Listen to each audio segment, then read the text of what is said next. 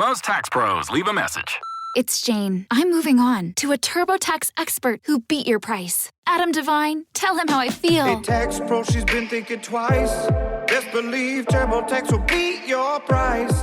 This is a tax break.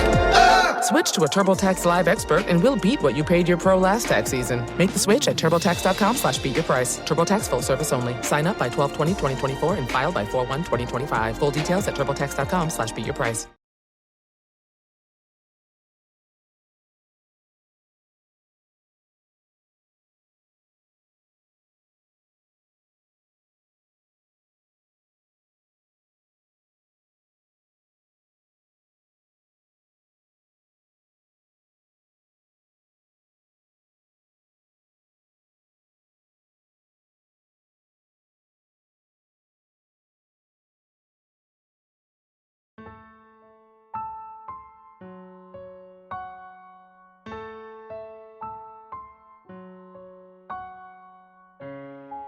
Live from Liverpool, the Dark Paranormal, Season 17.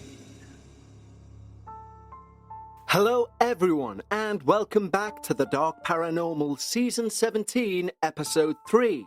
A huge thank you to everyone who reached out to me after last week's episode, both about the episode and also my weird bout of laryngitis that seemed to come out of nowhere.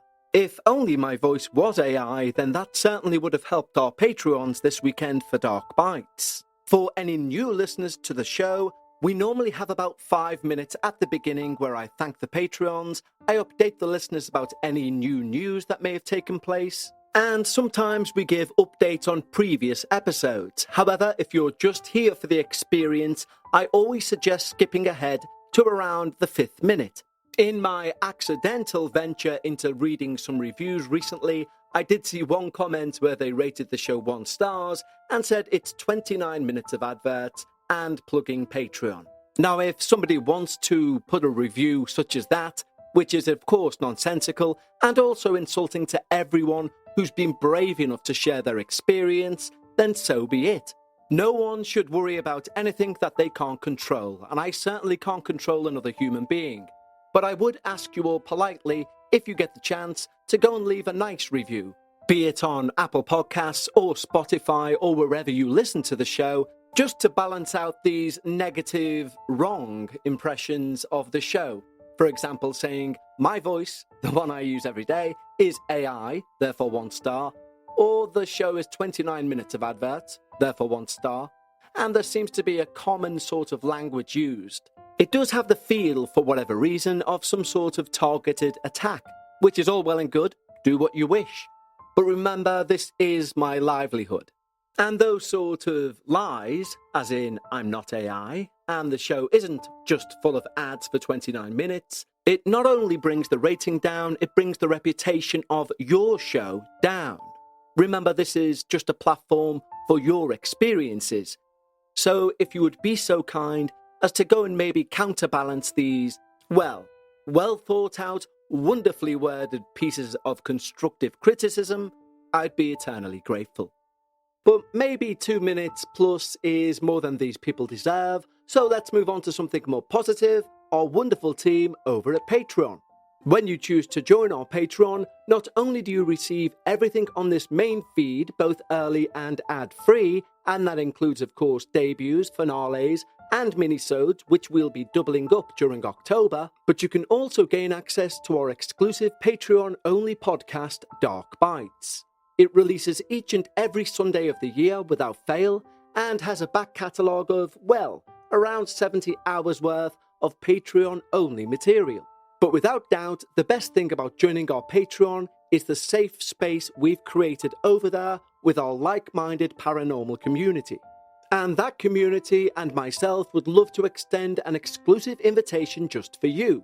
Simply head over to patreon.com/The Dark Paranormal. Just like the following wonderful new team members have.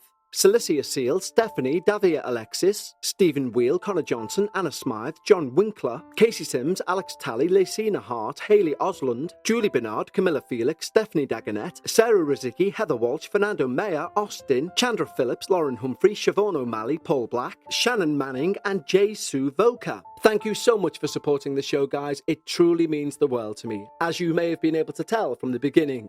And I hope you enjoy all the early ad-free releases, as well as those Dark Bites episodes. But right now, it's time.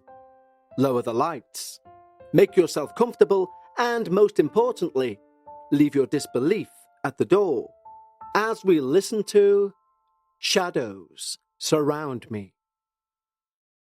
My name is Rose, and for as long as I can remember, even as a toddler, I used to always see things. I would try to tell my mum, but of course it would always be brushed off as being my imagination, or just one of those things. I was especially afraid of the dark as a child, because that's when I'd have most of my experiences. But it was sporadic, and they were relatively small things. Nothing major happened until I was about 10 years old, and that's when things changed. My mum and I, along with my new stepdad, all moved into a small house on the edge of the neighborhood. We lived in a nearby town outside of Tampa, Florida, so most of the homes in the area were built around the 30s and 50s, when the area was being developed. I had my own room, as I was an only child, and I spent a lot of time by myself. Shortly after moving into this new, very small house, my experiences began to amplify. Sometimes I would see people standing in the corner of my room at night, whilst I lay there, terrified. One figure in particular I'll always remember, as he almost looked like a cartoon. The colours were very vivid, with creamy browns and deep velvet greens. This man wore an odd suit with a long jacket, almost comically pointy big shoulders, and a large wide brim hat. I now know this was a zoot suit from the 1930s era, but as a kid, I just thought it looked odd. He'd always be in the corner of my room, hat tipped down to hide his face and flipping a coin. Always just flipping this coin. He never bothered me or attacked me. He'd just stand there. I wish the other spirits in the house were peaceful like him, but I wasn't so fortunate. At that age, I was still terrified of the dark because that's when things would happen the most. Truth be told, I still am. I had a little nightlight in the shape of a cow jumping over the moon, and I depended on that to be able to sleep. One night, when my mum was done putting me to bed and about to shut the door, she hesitated a moment and then called from the doorway that I was too old for a nightlight, and she pulled it out, quickly shutting the door, leaving me in the pitch darkness. I know it was her way of trying to force me to grow up, but I was petrified. I was so scared. I remember only my eyes were peeking out from under my blanket, darting frantically around the room. I had a porcelain doll collection at the time, about 5 of them. They sat on a small mounted shelf next to my door facing my bed. They'd been gifts from my aunt and my grandmother over the years, and all looked like me. Blonde hair with green eyes. As I was looking around the room in darkness, trying to calm myself down and tell myself the shadows I was seeing were just my imagination, I looked at the dolls, and I froze as in unison all of their heads turned towards me. For the first few moments, I was paralyzed with fear. I don't think I'd ever felt that kind of fear before. I was only 10 after all. But I vividly remember the way it washed over me, in paralyzing waves. It's one thing to see a shadowy thing I can convince myself wasn't there, that was in my head. But this was different. This was real. These dolls were moving. I don't know how, but fight or flight must have kicked in. And after what felt like hours, I gathered the courage and I jumped out of bed and flicked on that light as fast as I could. I was shaking and out of breath, looking at the dolls for confirmation that I'd just been seeing things. I expected to see their heads forward, as normal. And I was almost sighing a breath of relief, already telling myself I was silly, until I realized they were all indeed turned towards my bed. The really unsettling part of this was that most of them could not move their heads. They were solid porcelain, all the way down to the middle of their chest. No ball joints. So what I was looking at should not have been possible. I wanted to call for my mum, but years of her telling me it was all in my head made me believe I couldn't. She'd never believe me, even with the proof in front of her. And I'd just get yelled at for breaking the dolls.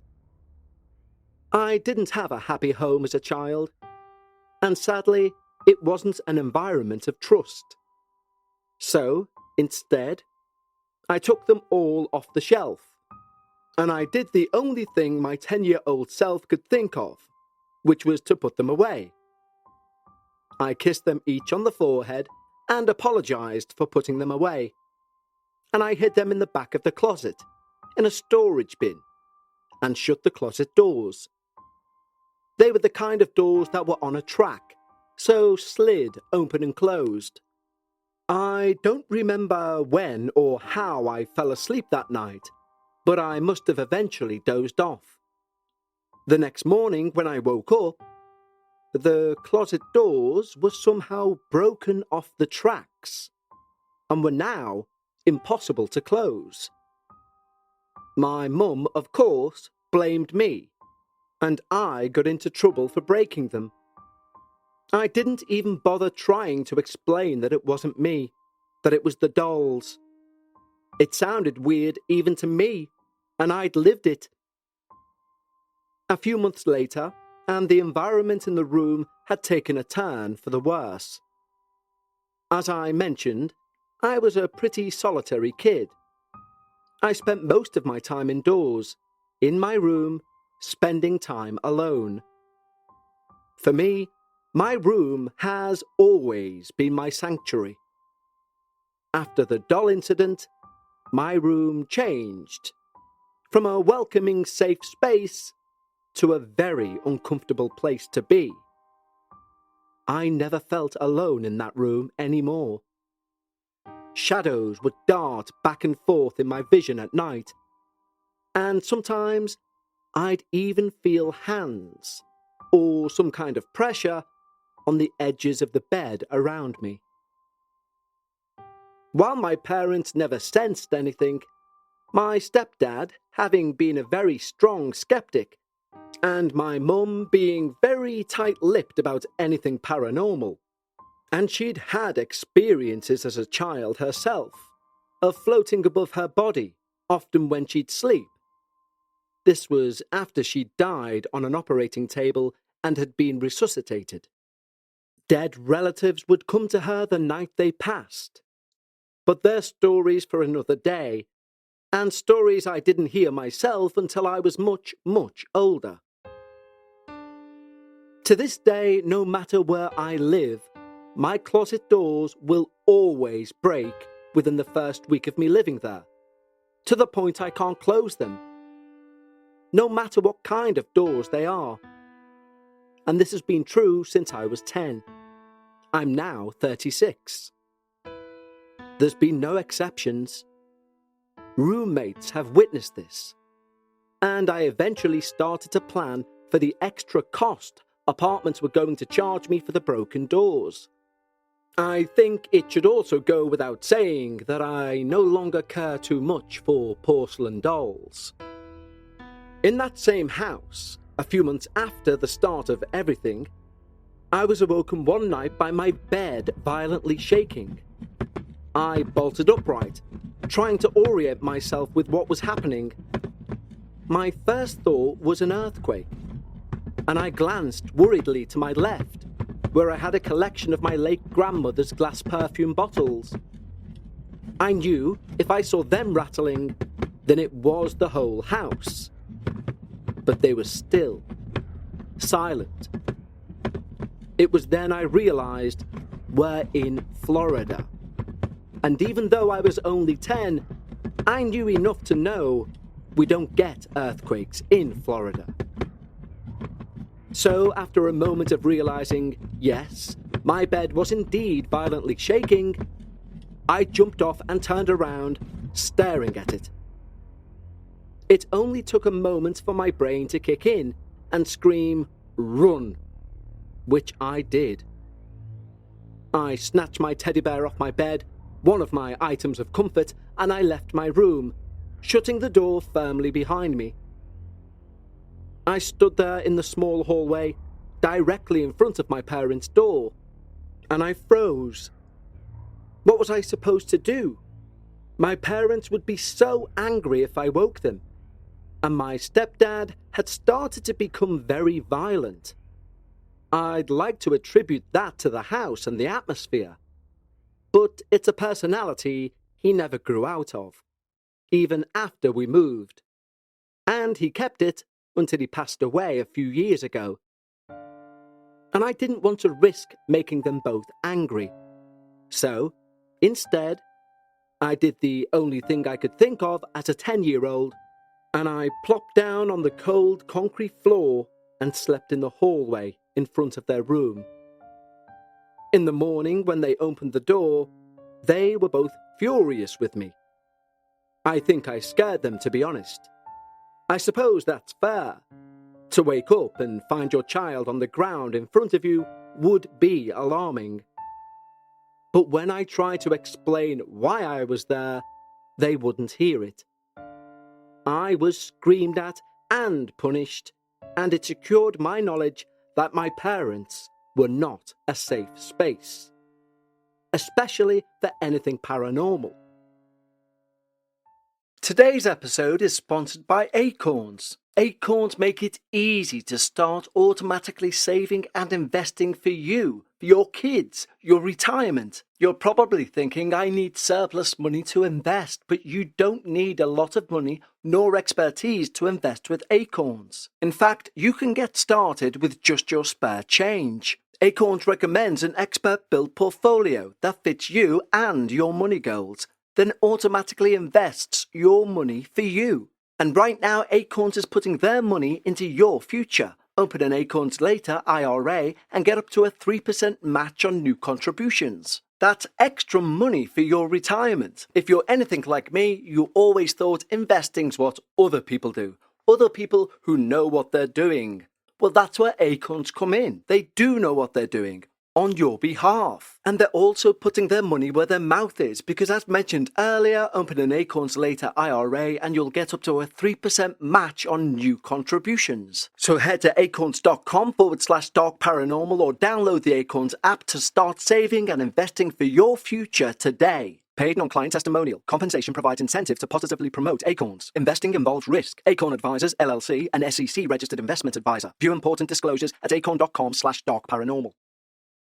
Now let's have a quick break to talk to you about Policy Genius. It's September. It's back to school for many people who start thinking of the year ahead. Will you get those work projects finished by the end of the year? And speaking of the end of the year, you have Thanksgiving, the holidays. They're all going to be upon us soon. Your brain is a whirlwind of plans, as it should be, because we're designed to survive by planning, but we don't plan that much when it comes to the end, i.e. when we're gone. It took me till last year to get life insurance for myself. And that's because life insurance felt a bit daunting, but Policy Genius makes this process a breeze. With Policy Genius, you can find life insurance policies that start at just $292 per year for $1 million of coverage. Some options offer same-day approval and avoid unnecessary medical exams. With Policy Genius's technology, you can compare quotes from America's top insurers in a few clicks and find your lowest price. And if you ever need help or guidance, they've an expert licensed support team to answer your questions, handle the paperwork, and advocate for you throughout the whole process. Policy Genius is the country's leading online insurance marketplace for a reason. They don't have an incentive to recommend one insurer over another, and their advice is unbiased. Everything else aside, the peace of mind you get from knowing your loved one's expenses are covered if anything happens to you is priceless. It's never too late to plan ahead, so head over to policygenius.com or click the link in the description to get your free life insurance quotes and see just how much you could save. That's policygenius.com.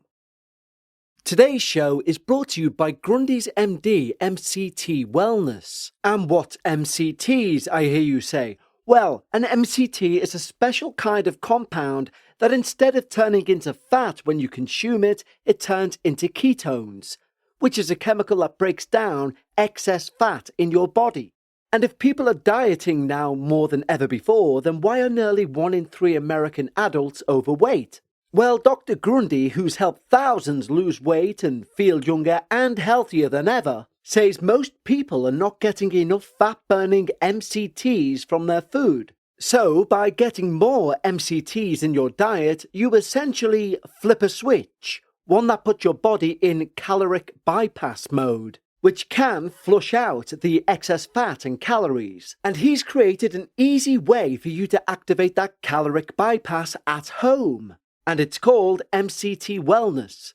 This powerful blend of fat-flushing MCT powders and antioxidant-rich polyphenols is specifically designed to help you unlock your body's fat-burning, energy-producing potential. All you do is add a scoop to water and enjoy it, and what's more, it tastes incredible. So you get to enjoy a delicious drink and then watch as you start to feel slimmer and more energized. So if you want to experience a quick, easy, and effective way to melt pounds fast, go to grundymd.com/Dark Paranormal and order right now to get up to 53% off your regular priced order, plus a 90-day money-back guarantee. So once more, that's grundymd.com/Dark Paranormal. After that, I refused to sleep in my room. As I mentioned, we were in Florida, and the house did not have air conditioning. Only one window unit in the living room, that was always on, and another in my room, which stopped working around the same time. It turned out to be a good thing, because I used the heat as an excuse why I refused to sleep in that room. Not knowing what else to do, my parents started pulling one of their mattresses out of their room every night and putting it in the living room for me, where I continued to sleep until we eventually moved a few months later. We were only in that house for about a year, but I can still remember the feeling of something lurking in the shadows, and I'll never forget it. As it tends to do, time moved on and I grew up. I ended up leaving for college with my then best friend. We'll call her Brittany. We were inseparable. A few months into college and we met another girl. We'll call her Sarah. And we all hit it off right away. Our duo became a trio. And as college-aged kids tend to do, we started experimenting with things we were better off leaving alone. If I typed out all of our experiences, I'd probably have a novel. So just know we spent months interested in the occult, in spirit boards. We never intentionally dabbled in anything dark. That wasn't our intention. But as you are well aware by now, spirit boards are like opening a door and yelling, "Come on in," to anyone and anything that might be listening. And believe me, they were listening. We were going to school at various colleges in Tallahassee, Florida, and it was around 2006-2007. Local law in the area was that there was an old abandoned insane asylum not far out of town. It had been used as a tuberculosis ward when kids had the disease, and the disease itself was running rampant.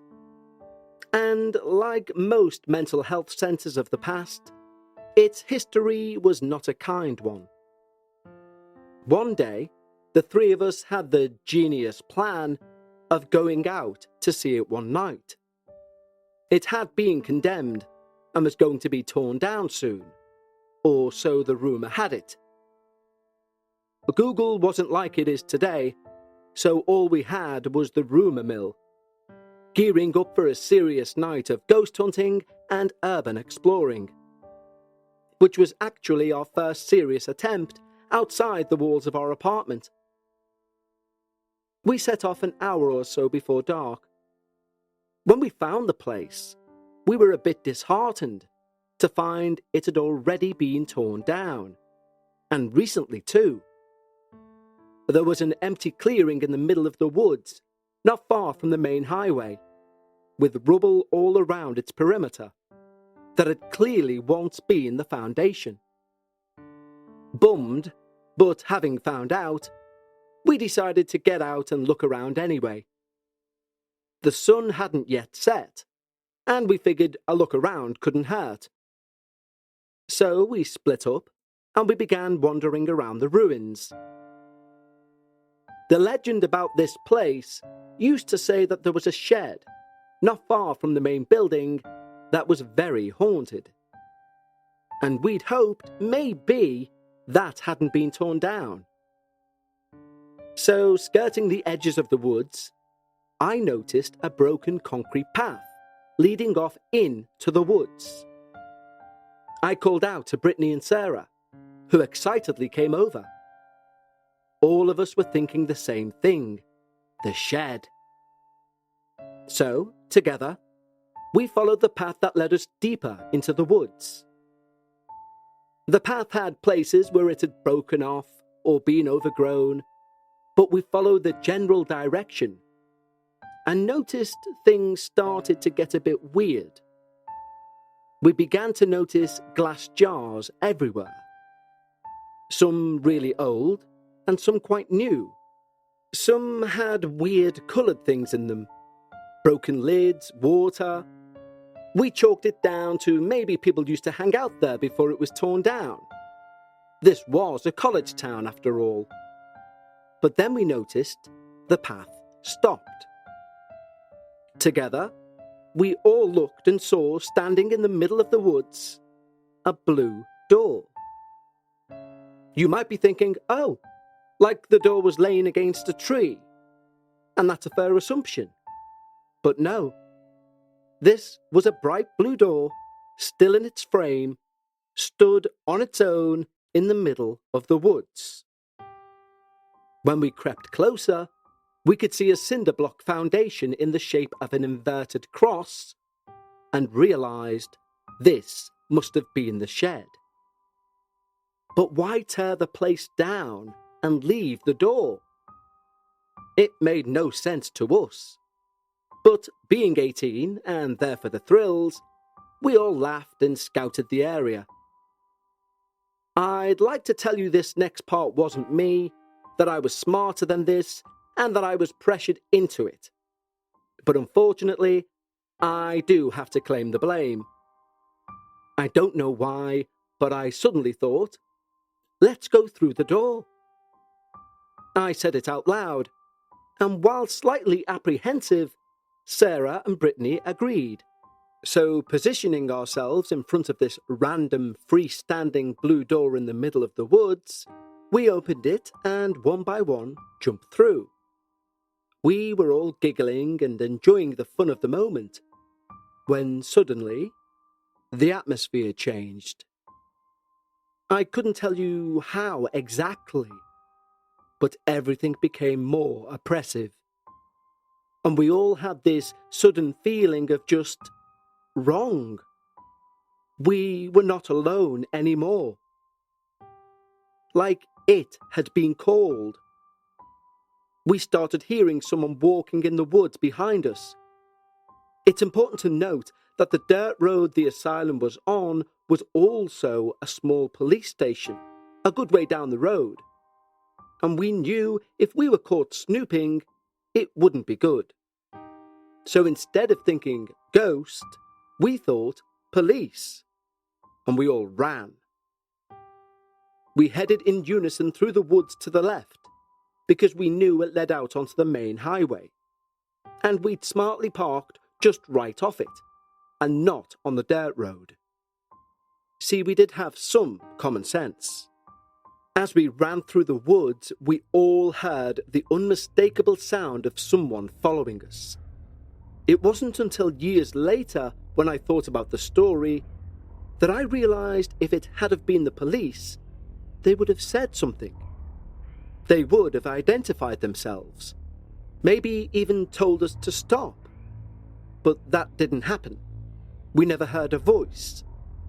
Just the sound of twigs snapping and bush being swiped past as someone was running behind us. After a few moments, all three of us burst out onto the highway, a little way up from where we'd parked. As soon as I hit the pavement, I turned around to look behind me, and in that split second, I saw a leg. It was from about the shin down, and it was all black, like a shadow, and I watched it dart behind a tree. The logical side of my brain said it was the police who'd been chasing us, and they were about to pop out from behind the tree any second. But they didn't. I stood there, breathing hard from the sprint, staring at that tree, unblinking, trying to process what I'd seen. When I realised no one was actually there, I turned to look at the girls, who were all looking at the same tree. Before I had the chance to speak, Sarah spoke up. "Did you just see a leg?" she said, clearly bewildered and unsure. I was floored. It's easy for me to explain away what I saw. We were running. We'd already had ghosts on our mind. Of course, it's possible I hallucinated it. But us both hallucinating the same thing? And if we wasn't hallucinating, who was chasing us? Brittany would later claim she saw the same thing. But to be honest, she was known to lie a lot. And Sarah and I both privately thought she was just saying that to feel included. I'd like to say the story ended there, that we licked our wounds and we went to do something normal. But we didn't. We were invested now. And we already had a second location in mind. Tallahassee is one of the oldest towns in Florida, and it has one of the oldest cemeteries too. This one had been established in 1829, and I know in Britain you're used to having old locations, but they're much harder to come by in the States. The cemetery hadn't had a burial plot since 1902, and it was surrounded by 13-foot iron rod spiked poles, all with barely a few inches between them, and one entrance only, which was a solid iron gate. This information is important for the story, as I need to stress how impossible it would have been for anyone, even Olympic gymnasts, to get over that fence, especially unseen and quickly. Walking through the only way in or out, we all silently split up. Usually in cemeteries, I don't go there looking for anything spooky. I'm a huge history nerd, and I just like walking through and reading headstones of people long past, wondering what their lives were like, and if there was anyone who remembered them still. The cemetery was in the shape of a square. The gate was by the lower left corner, and we'd all split up and wandered our way towards the middle of the square. I was more towards the top middle of the square, Sarah near the true middle, and Brittany, I believe, a little ahead, towards the bottom centre of the square. At first, it was actually kind of peaceful. We were just wandering in silence, enjoying the atmosphere of quiet contemplation. When all of a sudden, there was an immediate shift in the energy. I had the same feeling as if you're relaxing on the couch and someone bursts in angry. They may not say anything, but you can feel the shift in the air. You know things have become suddenly dangerous. Those listening with a troubled upbringing may know exactly what I mean, though I sincerely hope most of you don't.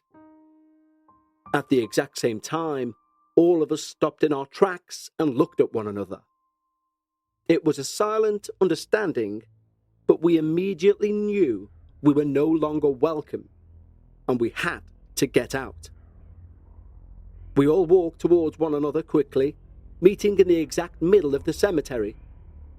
It had a small dirt path cutting the square in half, long ways. Once we all met in the middle, we had a hushed conversation about how things suddenly felt weird, and we all agreed in unison that our night was indeed over, and we should make our way to the entrance. Turning to walk down the middle path to get to the gate, I was in front and glanced over to witness the entire silhouette of what seemed to be a slender but average-sized man walk a few steps backwards and then turn to crouch behind a headstone on the edge of the cemetery, just by the gate. I froze. I was instantly filled with fear, but not because of the paranormal. My first thought wasn't, it's a ghost. My first thought was, we are 3 young women out in an abandoned part of town at night, and I became instantly convinced there was a man hiding there, waiting to attack us, rob us, or worse. So, having been the only one who'd seen him, I told both girls to wait right there and not move. Keeping my eyes trained on the headstone, confident he had to still be there because, as I explained previously, there was literally no way he could have slipped past me. Edging forward down the path, I palmed the hammer that I happened to have with me. That might seem odd, but we'd all taken a few small tools with us that evening, having expected to navigate an abandoned building. But I was now extremely grateful we'd done so. I steeled myself to take the next step which would expose the man behind the tombstone. I took a breath and stepped, and nothing. There was nothing. I stood there a few moments, my eyes watering because I'd not been blinking. And I finally gave in to the urge, blinking rapidly, hammer gripped firmly in my right hand. The headstone was far enough away that I'd been so confident we'd scare him off. But there was no one there. No one on the street. Looking back at the other 2, I was about to open my mouth to tell them there was no one there, so they could share in my confusion, when instead I looked past them and towards the raised far end of the cemetery. Instead of seeing just headstones and the iron fence, I saw shadows. Dozens of them. Some of them looked like they were kneeling on the path, others standing. It looked like a silhouette of a crowd, and the vibe radiating from them was, "Go home, little girls, before something bad happens." I feel my words fall short of describing that feeling rolling off them, but just know it was what nightmares are made of. The other 2 must have seen the look on my face, because they both turned around, and whilst they didn't scream, I could feel the shock roll through their bodies. We were frozen in time for what felt like ages, but was probably a second or 2, before we all turned and bolted at the same time. Running, we made our way to the iron gate that was still wide open, and we ran out of there as fast as we could. Once we cleared the gate, we stopped and looked back one last time. The shadow people were gone, but the feeling wasn't. and I couldn't help but think we'd narrowly escaped something very, very dangerous. When we all spoke of the events later, the other two confirmed what they saw matched what I saw, though I was still the only one who saw the dark figure crouch behind the headstone. I have more stories to share of my own, of how I first developed sleep paralysis, including my mother's own stories, but this is already longer than I anticipated, and I apologise for that. I discovered I had ADHD when I was 33, and now at 36, I've discovered I'm also autistic, as are many of the close friends I had growing up. None of us knew this at the time, but knowing what I know now, and listening to some of the stories your listeners share, I can't help but think there may be a link between being neurodivergent and being able to interact or at least perceive the spirit world in a way neurotypical people usually don't. I also find myself wondering how many of the people who've shared stories with you are like me, going through so much of their life not knowing they're different. Either way, your show has given me a place where I don't feel so strange, and for that I thank you. And if you decide to share my story, thank you to everyone who's listened. I hope you know what I now know. You're not alone. Rose. Well, thank you so much, Rose, for giving us our episode 3 of season 17. And it's an interesting theory that you posit at the end of your experience. The different chemical makeup of our brains may indeed have some effect on how we perceive the paranormal world. And whether there are studies already done which look at people who are neurodiverse and their take on the paranormal, I'm unsure. But it's certainly something I'm going to be looking at right after recording this. So thank you once again, Rose, for a wonderful experience. Now, next week, we finally come to the conclusion of an experience for which the first 2 installments proved to be some of our most discussed and intriguing episodes. Season 12, Episode 4, we were first introduced to Kinnar in the episode The Dark Arts. 2 seasons later, Season 15, Episode 3, The Dark Arts Part 2, Kinnar provided the next part of his journey to uncover his family's past. And next week, for Episode 4, Kinnar returns to end his journey. So I would suggest, prior to next week's show, for the full effect you re-listen to both Season 12, Episode 4 and Season 15, Episode 3.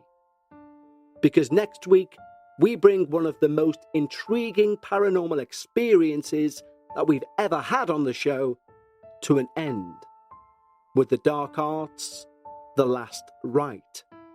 But right now, remember, when you're discussing the paranormal, always try and leave some of your disbelief at the door. And I'll see you next time, right here on the Dark Paranormal.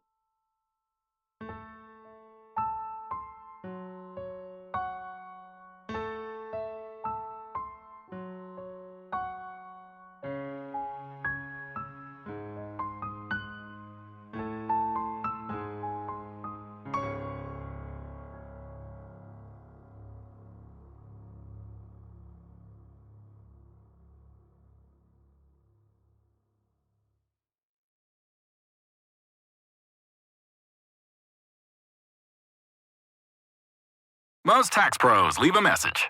It's Jane. I'm moving on to a TurboTax expert who beat your price. Adam Devine, tell him how I feel. Hey, tax pro, she's been thinking twice. Best believe TurboTax will beat your price. This is a tax break. Switch to a TurboTax Live expert and we'll beat what you paid your pro last tax season. Make the switch at turbotax.com/beatyourprice. TurboTax full service only. Sign up by 12/20/2024 and file by 4/1/2025. Full details at turbotax.com/beatyourprice.